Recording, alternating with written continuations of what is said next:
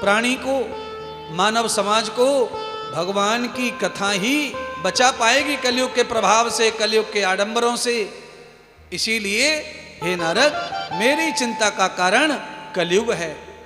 थोड़े समय में कलयुग आएगा, और जब कलयुग आएगा तो कोई किसी की आज्ञा नहीं मानेगा, कोई किसी के विश्वास को नहीं खरा करेगा, सब विश्वास तोड़ेंगे, कोई संतोष में नहीं रहेगा, रिश्तों में अहमियत नहीं रह जाएगी। पैसे के बल पर आदमी जीना चाहेगा और पैसे ही उसे डुबो के चला जाएगा। आदमी अकेला अकेला हो जाएगा, जीवन खत्म हो जाएगा, तो कौन संवारेगा? भजन के नाम पर पाखंड होगा, दीक्षा के नाम पर पाखंड होगा, संप्रदाय और मजहब की वजह से सनातन खत्म हो जाएगा। कलयुग आएगा तो ये सब पार्टियां बन जाएंगी भक्ति की, तिलक बदल बदल कर माथे पे जनता घूमेगी हिंदू धर्म सनातन धर्म में, और धीरे धीरे सब नष्ट हो जाएगा। केवल सनातन ही ऐसा है, एक परंपरा है जो सनातन ही सारी दुनिया को बचा पाएगा, सारे इंसान के समाज को। बाकी दुनिया में कोई समाज के सिद्धांत ऐसे नहीं है जो आदमी को सुकून और शांति दे सके।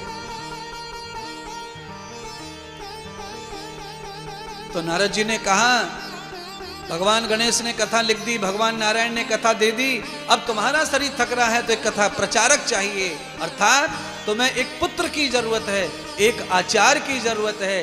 तो ऐसा आचार्य धरती पर कोई और नहीं है, केवल महादेव हैं, जो निरंतर आंखें बंद करके भगवान हरि की कथा कहते रहते हैं। उनका ही ध्यान करो व्यास। भगवान व्यास जी सरस्वती नदी के तट पर उनका ध्यान कर रहे हैं, और शंकर भगवान तोते के पीछे पीछे पूरे भूमंडल में विचरण कर रहे हैं। महाराज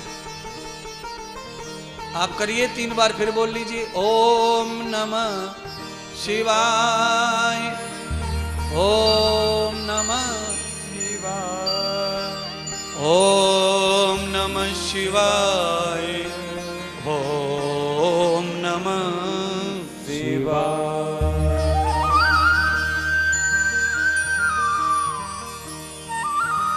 शंकर भगवान मना रहे हैं, महादेव मना रहे हैं। तोता हाथ नहीं आ रहा है बंधुओं। व्यास जी की पत्नी अरणी माता किनारे पर बैठी हैं, पति का इंतजार कर रही हैं, कब ध्यान पूरा होगा, कब व्रत पूरा होगा, शिव जी का कब अनुष्ठान पूरा होगा। 6 महीने तो हो गए भजन करते करते। व्यास जी के पैर को मछली खा गई, पानी में बैठ के ध्यान कर रहे शिव जी का, मछलियों ने काट लिया पूरा शरीर, ऐसे लग्न हो गए ध्यान में। तोते को ये अंदाज हुआ कि आज अगर शिवजी से मुझे कोई बचा सकता है तो वो कोई शिव का ही भक्त होगा जो मुझे बचा पाएगा, अन्यथा अब मैं थक गया, अब शिवजी के हाथ अगर मैं आया तो शिवजी मेरा काम तमाम कर देंगे। आहा, कमाल हो गया। तोता जीवित रहना चाहता है, क्यों? क्योंकि तोते ने प्रभु कथा सुन ली है, इसीलिए उसे अब संसार में अच्छा लगने वाला अच्छा लग रहा है। कथा सुनने से संसार अच्छा हो जाता है, ध्यान रखना आप। कथा श्रवण करने से संसार अच्छा हो जाता है। बिगड़ा हुआ संसार, दुखी संसार, बेचैन संसार, परेशान संसार, थका हुआ संसार, हारा हुआ संसार, लुटा हुआ संसार, बर्बाद संसार भी कथा से अच्छा हो जाता है। तोता जीना चाहता है कथा सुन करके, उसे सब दिख रहा है, आनंद मिलेगा संसार में, प्रभु की माया में रहूंगा, गदगद हो जाएगा जीवन।